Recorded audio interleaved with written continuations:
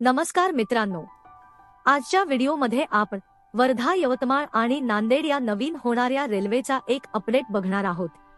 या रेल्वे मार्गाला गती मिळाली असून 40 किलोमीटरचे काम हे यशस्वीरित्या पूर्ण झाले आहे। या रेल्वे मार्गाचा रूट मॅप कसा असणार आहे आणि याचे भूसंपादन कुठपर्यंत आले आहे याविषयी संपूर्ण माहिती आज आपण बघणार आहोत।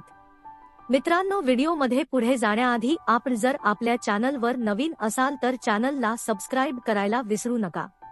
या आपल्या चॅनलवर असेच अपडेट येत असतात तेव्हा चॅनलला नक्की सबस्क्राइब करा आणि आपण आपल्या टेलिग्रामला लवकर जॉईन व्हा। त्या ठिकाणी असे अपडेट आपण टाकत असतो, त्याची लिंक ही डिस्क्रिप्शन मध्ये दिलेली आहे। मित्रांनो, वर्धा ते नांदेड या 284 किलोमीटर लांबीच्या बहुप्रतीक्षित रेल्वे मार्गाने लक्षणीय प्रगती केली आहे। या रेल्वे मार्गाचे 40 किलोमीटरचे काम आधीच पूर्ण झाले आहे आणि आता वर्धा ते यवतमाळ असा रेल्वे मार्ग वाढवण्याची प्रवाशांची मागणी जोर धरू लागली आहे। परिणामी डिसेंबर अखेरपर्यंत वर्धा ते यवतमाळ दरम्यान रेल्वे सेवा सुरळीत करण्यासाठी रेल्वे लाईन, पूल, अंडरपास, ट्रेनर तसेच स्थानकांचे बांधकाम जलद गतीने सुरू करण्यावर झालेल्या आढावा बैठकीत जोर देण्यात आला। या कामावर चर्चा करण्यासाठी रेल्वे अधिकाऱ्यांची बैठक घेण्यात आली। या बैठकीदरम्यान महत्त्वाचे निर्णय घेण्यात आले, त्यामध्ये भावना गवळी, जिल्हाधिकारी डॉक्टर पंकज आशिया, रेल्वे रिव्ह्यूचे सहकार्यकारी अभियंता विनोद वालालवार, सहाय्यक अभियंता विनीत ढोंबे, पठाण, उपव्यवस्थापक आरवही NL टेमुरकर आणि इतर सहभागी होते। यावेळी रेल्वे प्राधिकरणाने रेल्वे प्रकल्पाच्या प्रगतीचा आढावा घेतला।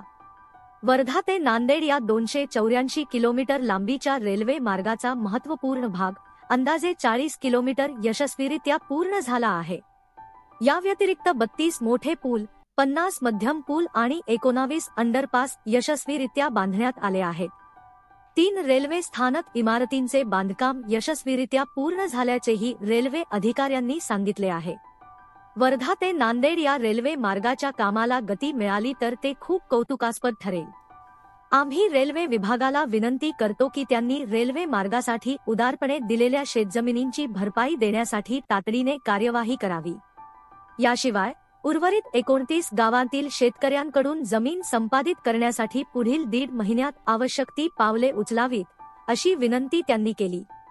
याशिवाय वर्धा, देवळी, कळंब, यवतमाळ रेल्वे प्रकल्प डिसेंबरच्या समाप्तीपर्यंत सुरू करावा आणि 2 महिन्यांच्या कालावधीत पॅकेज 1 आणि 2 मध्ये समाविष्ट असलेली सर्व कामे वेळेवर पूर्ण करण्याची सूचना संबंधित अधिकाऱ्यांना करण्यात आली आहे। रेल्वे मार्गासाठी जमीन संपादित करण्याच्या प्रक्रियेत काही विशिष्ट भागात 10 गुंठे किंवा 20 गुंठे जमीन वापराविना पडून असल्याचे निदर्शनास आले आहे। या शेतजमिनी दुर्दैवाने शेतकऱ्यांना कोणतेही फायदे देत नाहीत, कारण ते शेती करू शकत नाहीत। त्यामुळे या शेतजमिनी अधिग्रहित करणे हा एक योग्य मार्ग असेल असे प्रस्तावित करण्यात आले आहे। यावेळी जिल्हाधिकारी डॉक्टर पंकज आशिया यांनी रेल्वे अधिकारी व उपविभागीय अधिकाऱ्यांना यासंदर्भात प्रस्ताव तयार करून सादर करण्याची विनंती केली आहे। शिवार रस्त्यांना प्राधान्य दिले जाणार। यवतमाळ जिल्ह्यातील नागरिकांचे जीवनमान मोठ्या प्रमाणावर शेतीवर अवलंबून आहे। त्यामुळे वर्धा ते नांदेड या रेल्वे मार्गाच्या उभारणीचे नियोजन करताना शेतीच्या चिंतांना प्राधान्य देणे महत्त्वाचे आहे।